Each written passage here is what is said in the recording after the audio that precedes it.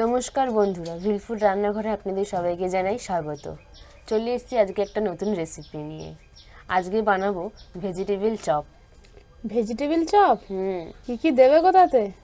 Bit, গাজর, আলু, ভাজা মশলা। বাহ, তাহলে তো হেভি হবে। তাহলে চলো দেরি না করে শুরু করা যাক। হুম। ভেজিটেবিল চপ করার জন্য আমি এরকম মিডিয়াম সাইজের দুটো আলু নিয়ে নিয়েছি, ছোট সাইজের দুটো গাজর নিয়ে নিয়েছি, আর দুটো বিট নিয়ে নিয়েছি। আলু সেদ্ধ করার জন্য কড়াইতে আমি জল দিয়ে দিচ্ছি।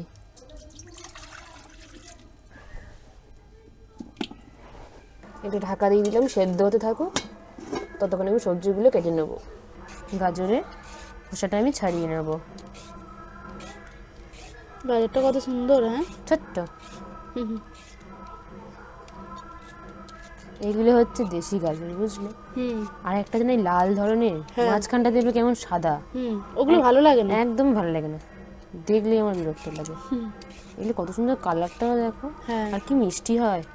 হুম।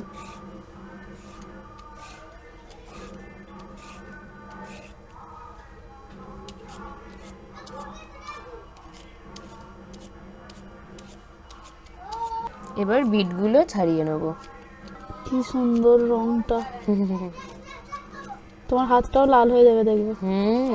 আমি ঠোঁটে লাগিয়ে না, দেখবে লিপস্টিক হয়ে যাবে। লাল লিপস্টিক। হ্যাঁ, ওটাই বাকি আছে, দাও আমি ঠোঁটে লাগাই। দেখো, আমি হোলি খেলে এসেছি। গাজর ও বিট আমার ছাড়ানো হয়ে গেছে, এবার ধুয়ে আমি কেটে নেব। এবার আমি বিটের মুখগুলো আর এই পিছন দিকটা বাদ দিয়ে দেবো, তার দুফালি করে কেটে নেব। এটা আমি ছুরিতে কাটবো না, এটা আমি ঘষে নেব। গাজরটাও কেটে বাদ দিয়ে দেবো। গাজরটা আমি প্রথমে কুড়িয়ে নেব।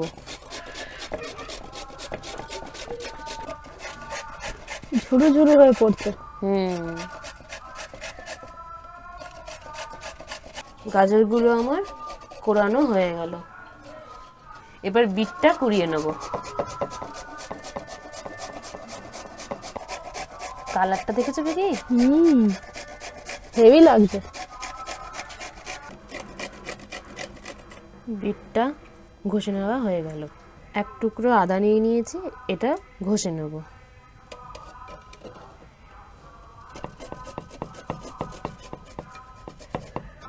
আদাটা ঘষে নিলাম।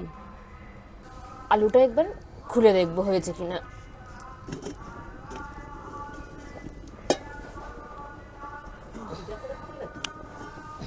আলুটা সেদ্ধ হয়ে গেছে, এবার নামিয়ে নেব।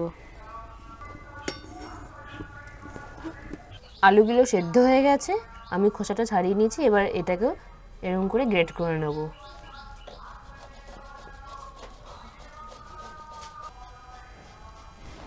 মনে হচ্ছে নুডলস পড়ছে। এই যে আলুগুলো আমার গ্রেট করা হয়ে গেছে। কড়াইতে আমি তেল দিয়ে দিলাম।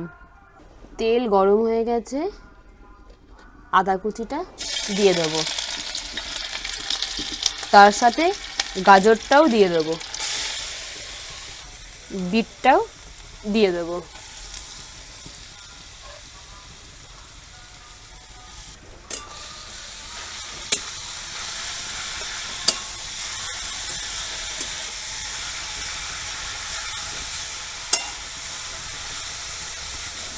স্বাদ মতো নুন দিয়ে দেবো।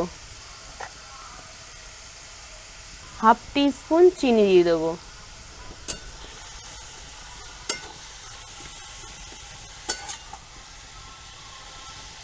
গাজর ও বিট থেকে যে জলটা বেরিয়েছিল, সেই জলটা টেনে নিয়েছে, হালকা সেদ্ধও হয়ে গেছে। এবার এর মধ্যে গ্রেট করা সেদ্ধ আলুটা আমি দিয়ে দেবো।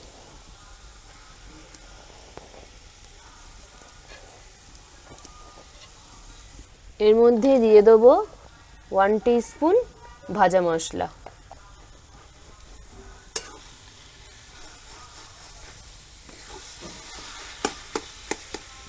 এবার এটা আলুর সাথে ভালো করে মিশিয়ে নিয়ে একটা আট হয়ে গেলেই তুলে নেব। ধনে পাতাটা কেটে নেব, কুচি কুচি করে কেটে নেব।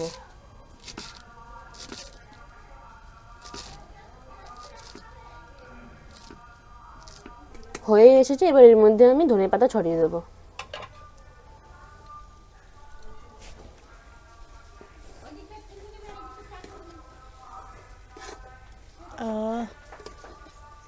দারুণ সেন্ট ছাড়ছে। তাই না? আর ধনে পাতাটাও তো টাটকা না। বাগান থেকে তোলা। কালার কম্বিনেশনটা দারুণ লাগছে কিন্তু। তুমি এখানে আলু গাজর খুঁজে পাচ্ছ, না। কিন্তু ধনে পাতাকে খুঁজে পাচ্ছ। তাদের অস্তিত্ব হারিয়ে গেছে। হয়ে গেছে, এবার আমি নামিয়ে নেব।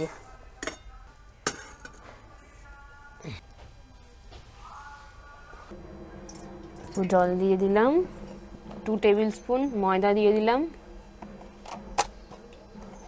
আর সামান্য কর্নফ্লাওয়ার দিয়ে দিলাম।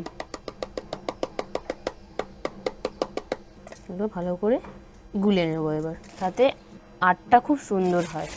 হয়ে গেছে, এরকম গাঢ় রাখতে হবে। এবার আমি ভেজিটেবিল চপগুলো বানিয়ে নেব। প্রথমে এটা আমি চপের শেপে করে নেব, যেরকম ভেজিটেবিল চপ হয় লম্বা লম্বা সেরকম করে নেব। এবার এটা আমি হালকাই কর্নফ্লাওয়ার জলে মিশিয়ে নেব, দিয়ে এই ব্রেড ক্রাম্বসের উপর দিয়ে দেবো।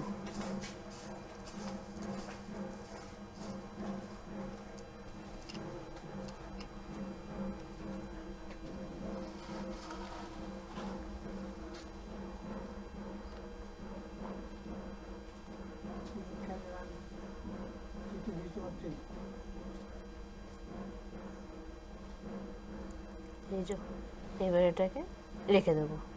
এই যে একইভাবে বানিয়ে নেব, কর্নফ্লাওয়ার জলে হালকা মিশিয়ে নেব। এবার ব্রেড ক্রাম্বসের উপর দিয়ে দেবো।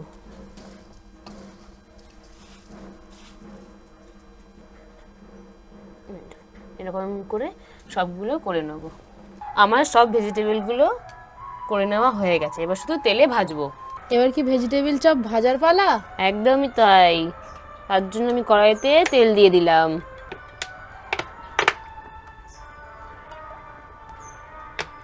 তেল গরম হয়ে গেছে, এবার এক এক করে চপগুলো ছেড়ে দেবো।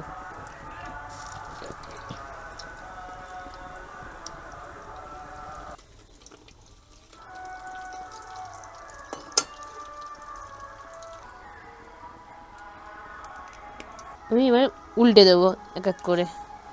কি সুন্দর কালারটা হচ্ছে, ব্রাউন ব্রাউন। দেখে তো মনে হচ্ছে খেতেও হেভি হবে। তাহলে গরম কড়াই থেকে তুলে দিই।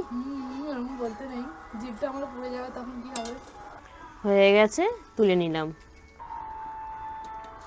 বাকিগুলো আমি ভেজে নেবো এইভাবে।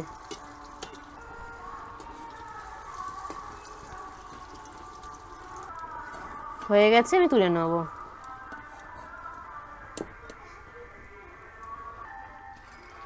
সবগুলো ভাজা হয়ে গেছে, তুলে নিলাম। আমি একটা কথা বলবো? বলো। এবার ভেজিটেবিল খেতে ইচ্ছা গেলে আর দোকানে যাবো না, তুমিই বানিয়ে দেবে। তাই হবে। এটা কিন্তু ভেজিটেবিল চপ মনে হচ্ছে না, ডিমের চপ মনে হচ্ছে, বলো। হ্যাঁ হ্যাঁ। আমার ভেজিটেবিল চপ বানানো হয়ে গেল। আপনাদের রেসিপিটি কেমন লাগলো অবশ্যই কিন্তু কমেন্ট করে জানাবেন। আর ভিডিওটি ভালো লাগলে লাইক কমেন্ট শেয়ার করবেন, আর সাবস্ক্রাইব করে আমাদের পাশে থাকবেন।